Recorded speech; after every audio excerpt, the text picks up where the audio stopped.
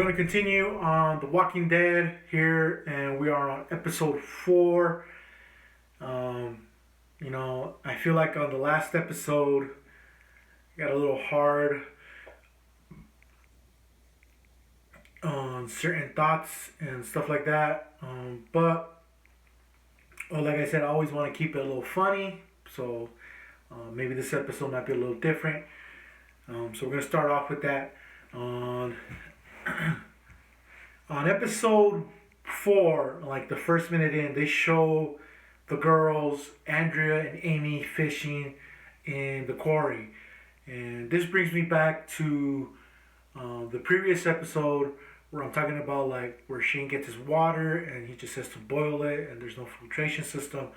So this is another thing, like, okay, so now we know that there's fish in the quarry, and the fact that, like, are they filtering their water? I mean, it's cool that they have fish in the quarry and they're getting food and stuff like that in the quarry. But I feel like it's a little weird going back to like the filtration system where, like, I think it would be best to filter water and then boil it. So that's one thing I noticed on this episode. 9 minutes in, before the whole intro, Dale says we have a problem, and he talks about like, I don't want to put the fear in people. And I know that when you talk to like a group of people, fear can affect people differently, mentally, physically. But telling everybody like, hey, we have a problem, and I don't want to alarm you guys, it's kind of a mistake. I feel like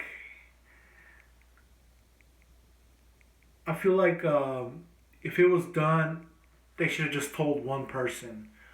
Like, and Shane is probably like the most viable option, but I feel like because he was kind of like the leader of the group before Rick showed up, so I feel like Dale should have been like, hey Shane, we kind of have a problem. Dale's not really being himself. Maybe you should look into it. But no, he told everybody in the group. And I feel like at this point, even though like zombies and like the world and all that stuff is dawning on people, I feel like still people are in La La Land.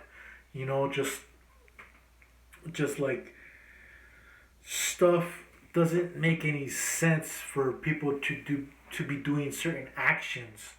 And if this is the part where Jim's digging holes.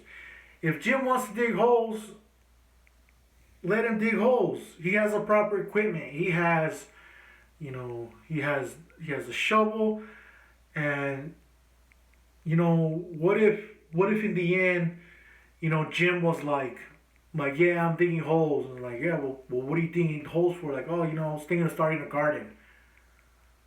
Would that affect people to be like, oh, maybe he has a point. Maybe we should start a garden. Like, what was their initial plan of being by the quarry, if not long term, or having like a means of a plan of escape? Like, they never mentioned that throughout that first season, where like it just unfolds. I get it, but like them being in the quarry, like there's no actual set of like a plan.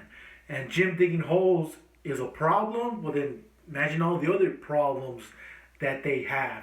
But I mean, if Jim was digging holes, let him dig holes. Just let him dig holes. Sometimes I just chop wood to chop wood. It's not a real big thing. Maybe they should, maybe they should have taken him like a ham sandwich and some water and just left him alone. They don't have any bread and ham. That's the funny part of it. So maybe he could have just lied and been like, oh yeah, I'm digging holes because I think this is a good spot to like start a garden, and or maybe we should do like traps and trenches.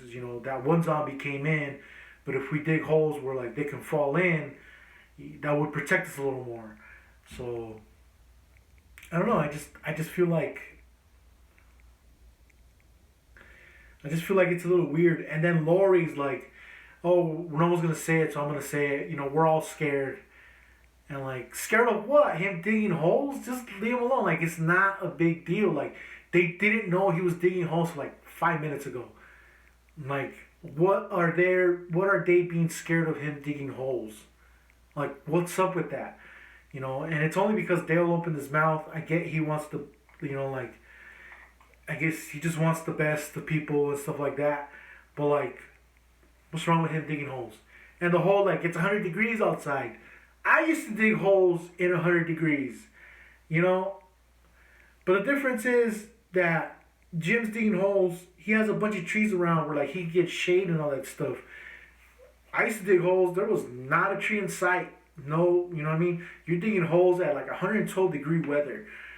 Yeah, if you start off, like, at 10 in the morning, you're fucked.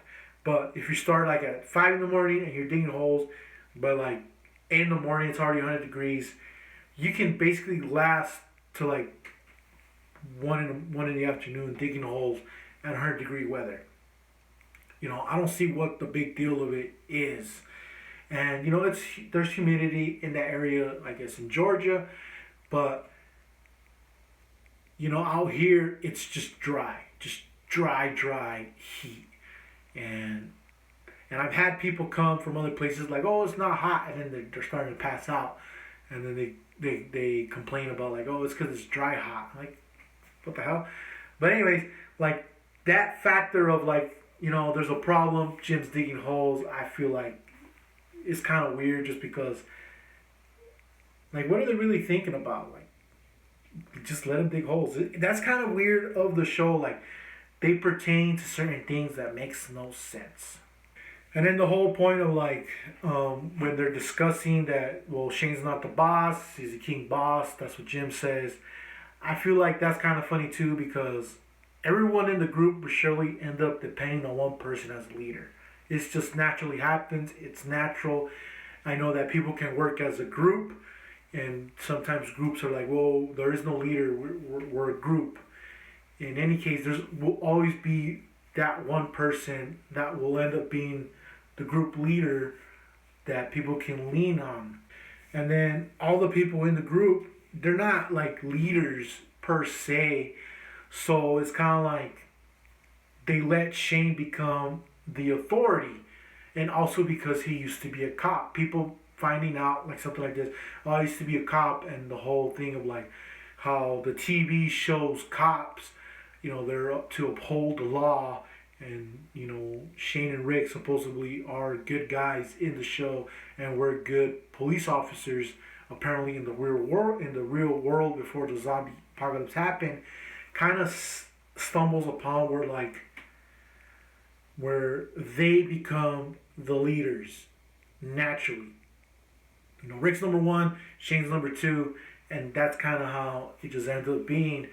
But, like, if you really think about it, like, there will always be that one person who will eventually become a leader, and then they argue about it where, like, you're not the boss and stuff like that. So I find that kind of like another thing where, like, they discuss things that are not important.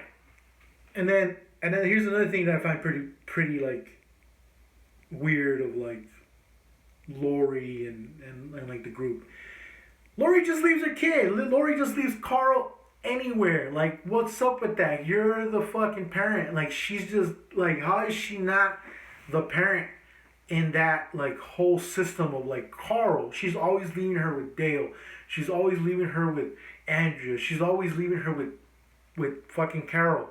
Like, that concept of Lori leaving her kid everywhere is just really weird overall for me. It's just like, I got nothing wrong with, like, you know what, Carol, can you take care of my kid? But, like, God, give her a break. Carol's, like, taking care of Carl, like, most of the time, other than Lori. Like, Lori's not even taking care of her kid. So that's kind of something that was pretty funny and pretty weird, like, throughout the whole show, that I'm starting to rewatch it and everything. Is just like, Lori doesn't really take care of her kid.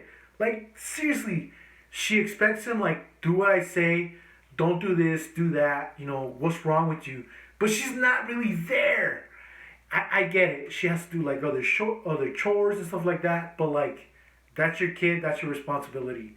And I just find that pretty weird that she always leaves Carl to Carol. Like, she has, like, just think about it. Previous episode, the whole abuse thing happened. And Carol has to do with that with her daughter, with Ed, and then Lori just throws her child to her. So it's kind of like, yo, like, what's up with that? I don't know. I just find it kind of weird.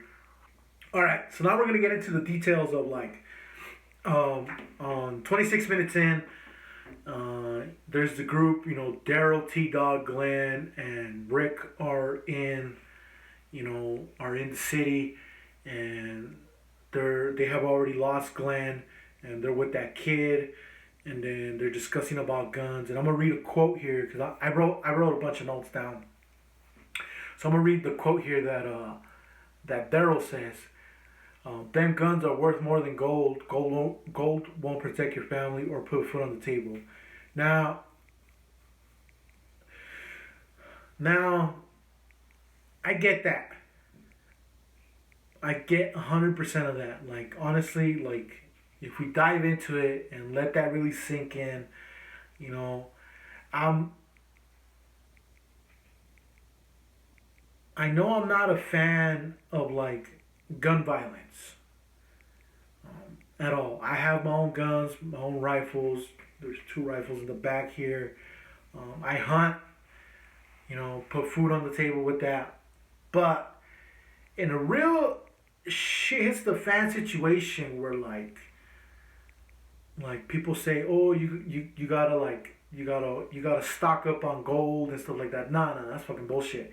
Stock up on guns and ammo, and mostly ammo, because guns you'll have, ammo you'll lose.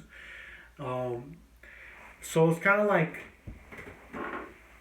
I'm not gonna get into like a lot of things of guns, and but in that scene they mostly have shotguns, and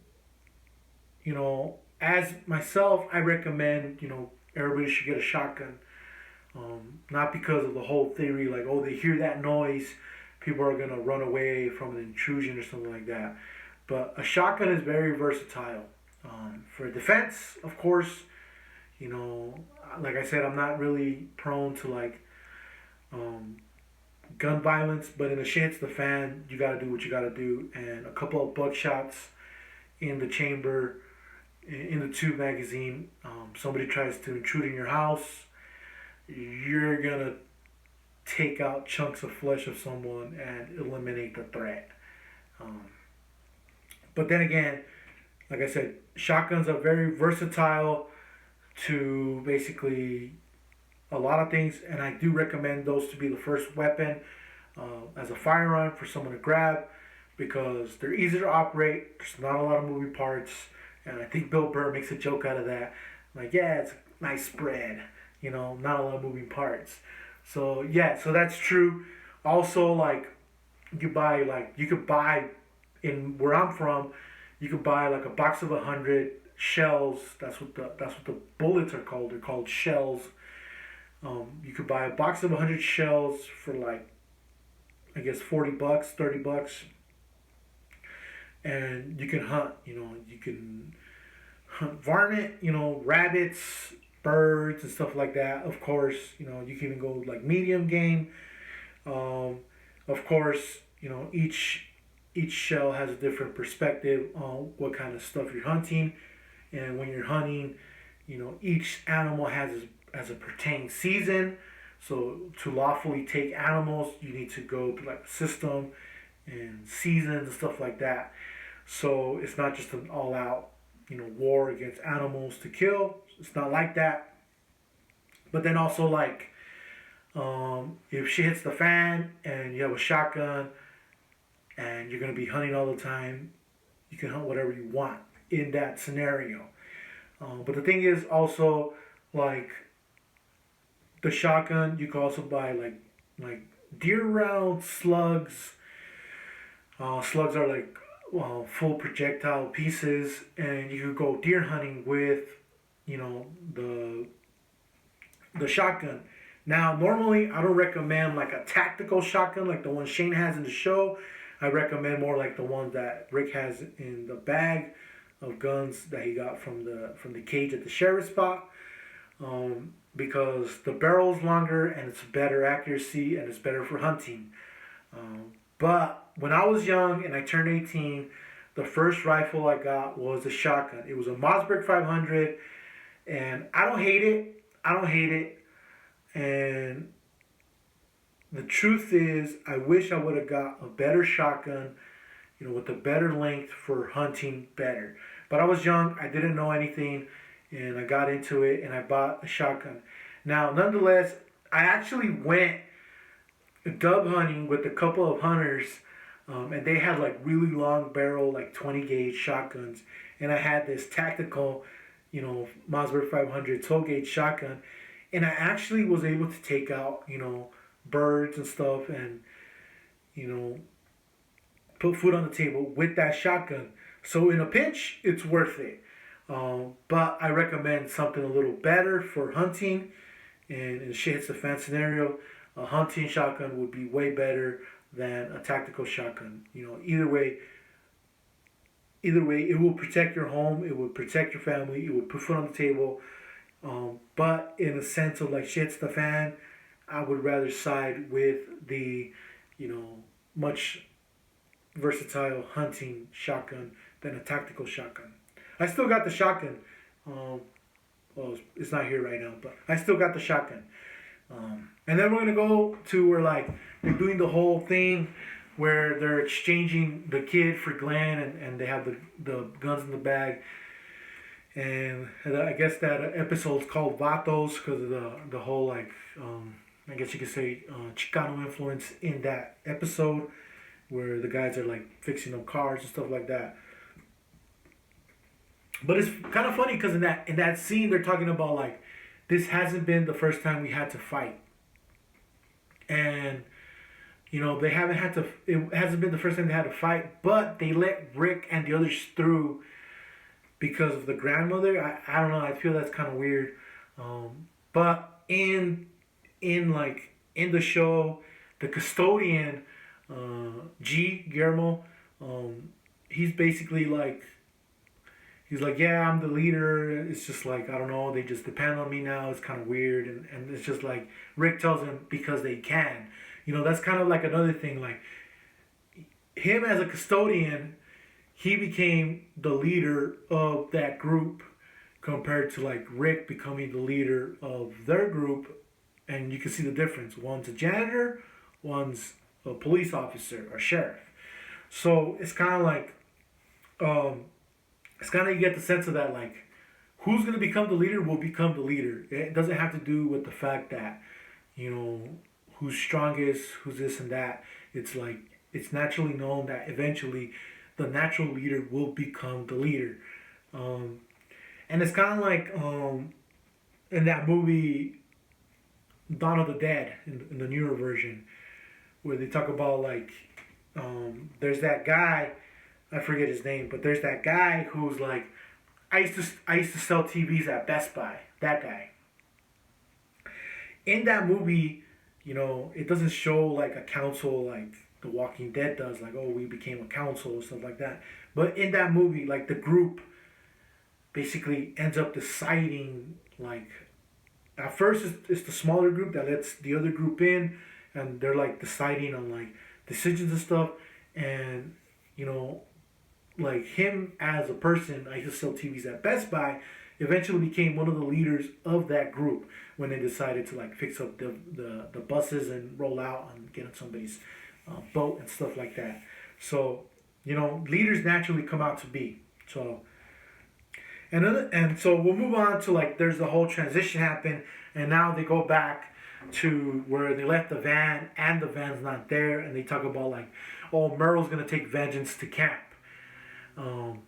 which is kind of weird because they ran from there all the way up to the camp, when in reality, like, why couldn't Rick boost another car to head up to the camp? I find that kind of weird in that whole scene, and funny because it's kind of like he easily boosted a car before, and now that they're there, there's no van. They couldn't like walk like another 5 blocks back, boosted a car, got everybody in, and then drove out there instead of running from like the afternoon all the way to the night to get to the camp. I just found that like that's kind of weird. They had to run all the way up there. Like I don't know, man. I feel like even though the world ended and they're like, yeah, we gotta run all the way up there, I would be like, nah, fuck that. I'm not gonna be able to make it up there, no matter what. And they had to do it in the show, like they had to do it. So it's kind of weird there. And then like 39 minutes in before Amy gets bitten, she doesn't complain, but she mentions like, we're out of toilet paper. Like, yo, you haven't noticed that the world has ended? Like that is the bizarre thing about that scene is like, we're out of toilet paper. Like, yo, the world is ending. Imagine people in 2020 when the toilet paper shortage happened and they're like, we're out of toilet paper. Oh no. But like in this scene, like, yo, there's no more factories making toilet paper. Like, you're gonna run out of toilet paper eventually. But like Amy, as the young kid, is kind of like, we're out of toilet paper. Like, I don't know. It's kind of weird.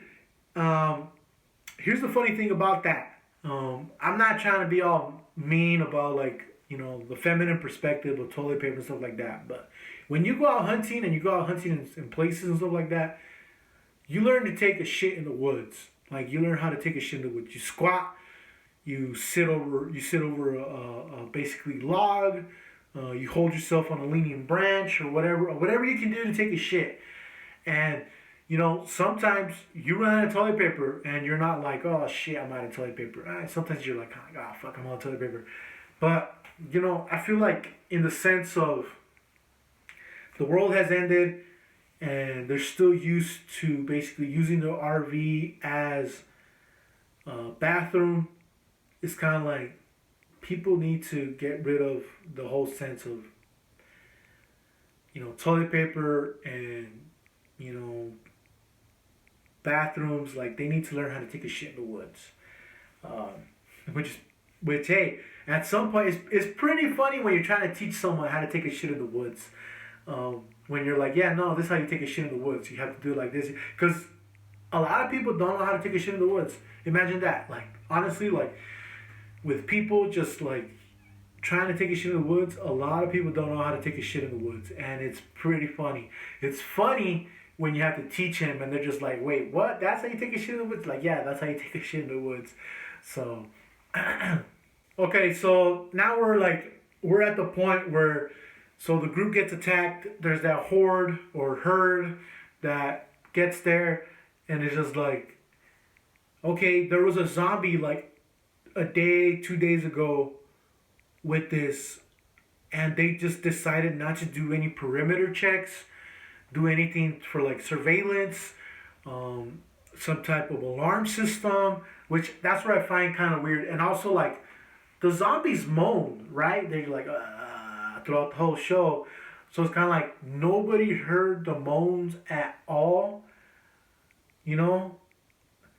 I could be in the garden here and I could hear a twig snap from a bird or like a cow or something like pretty far. So I'm thinking about like, if zombies are like dragging their feet and rustling and stuff like that, nobody came to the conclusion of like, hey, hold up. You hear that noise?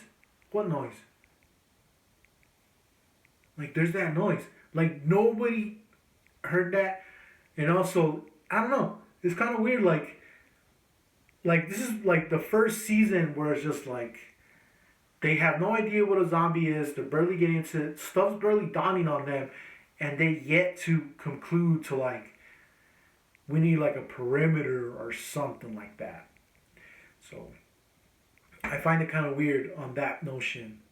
And to end it all up, you know, Rick and the group show up. They got the guns. They kill all the zombies in a couple of seconds. And of course, it all depends on ammo, shot placement. You know, all that comes into play. And when you think about it, like, the guns set the play there where, like, they showed up, handled it, and, you know, the zombies in that scene got rid of everybody else, and it pretty much ended up setting up the main group for the next season and maybe a couple more seasons later on after that. But like, compared to like all those secondhand characters or those people in the background that were there and now they're not there. Like this zombie attack set up the group for the next season, which I think is like, which I think is pretty funny and iconic. Where like the first season ends up like concluding like the main group for the rest of the seasons, except for like when like a villain or maybe like a handful of other people end up showing up as a main character. Like the first season ends up setting up the main characters for the rest of the seasons.